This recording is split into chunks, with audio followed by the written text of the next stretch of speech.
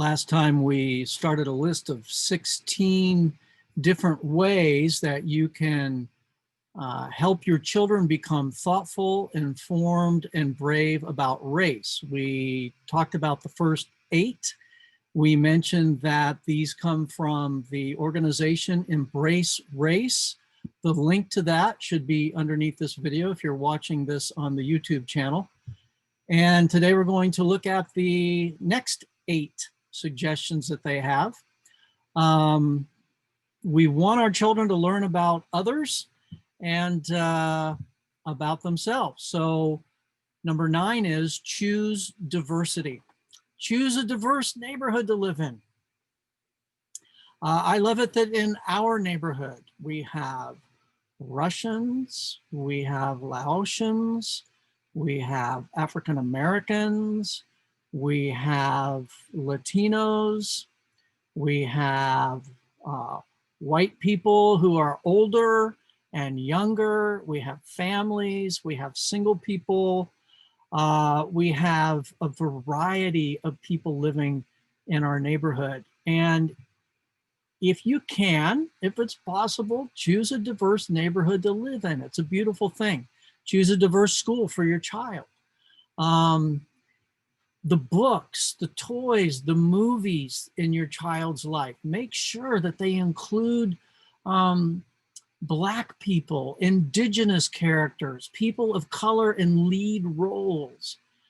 We have a book for our daughter called Courageous Heroes, and it has different people of different ethnicity who have done some amazing things in our world. Diversify your circle of friends and help your child diversify theirs. Helping your child build real relationships with a racially diverse set of children and others will probably take some effort, but it's worth it. Number 10, learn about and respect others. Talk about and study the experiences of groups we now call Black people or African Americans, Latinos, Asian Americans, Native peoples, and whites, among others. Be sure your child understands that every racial and ethnic group includes people who believe different things and behave in different ways. There is more diversity within groups than across them.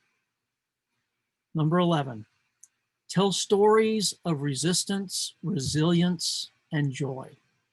It's easy to reduce the story of race to one of bias and discrimination. However, race is also a story about joy, family, community, resilience, alliance, grassroots resistance, and laugh out loud humor. Be sure that all of these are in the mix of your discussions and explorations about race. Number 12, know and love who you are. Talk about the histories and experiences of the racial, ethnic, and cultural groups you and your family strongly identify with. Talk about their contributions and acknowledge the less flattering parts of those histories as well.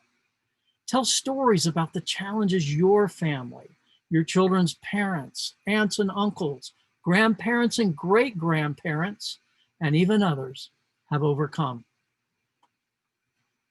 Number 13, we want to be raising change makers. So number 13 is be honest with your child in age-appropriate ways about bigotry and oppression. Children are amazing, as we said last week, about noticing patterns, including racial patterns.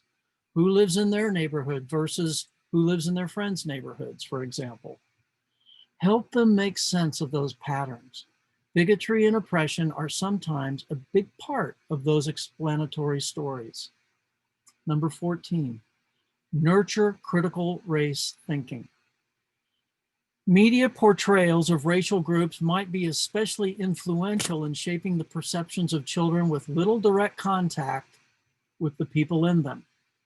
Teach your children to question the narrative offered in books, movies, and on television. Ask, whose story is this? Whose voice is missing or sidelined? Who gets to be the hero? Who created this story and when? Number 15, support your children to take a stand. Be sure your child knows that the struggle for racial fairness is ongoing and that your family can take part in it. Help your child understand what it means to be and how to be a change agent. I like to say a bridge builder, because we want to tear down walls and build bridges. Connect the conversations you have to the change you both want to see and to ways to bring about that change. And finally, number 16, plan for a marathon, not a sprint. Make race talks with your child routine.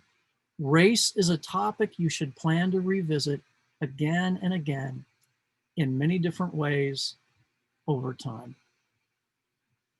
This organization, Embrace Race, is a multicultural community of parents, teachers, expats, and other caring adults who support each other to meet the challenges that race poses to our children, to our families, and to our communities. And again, I'd like to challenge you to visit their website at embracerace.org. The link should be under this video if you're watching the YouTube channel. Thank you for listening, and more importantly, thank you for taking the encouragement and the challenge of these last two sessions into your parenting experience with your children. Until next time, this is Parenting Matters with McCracken.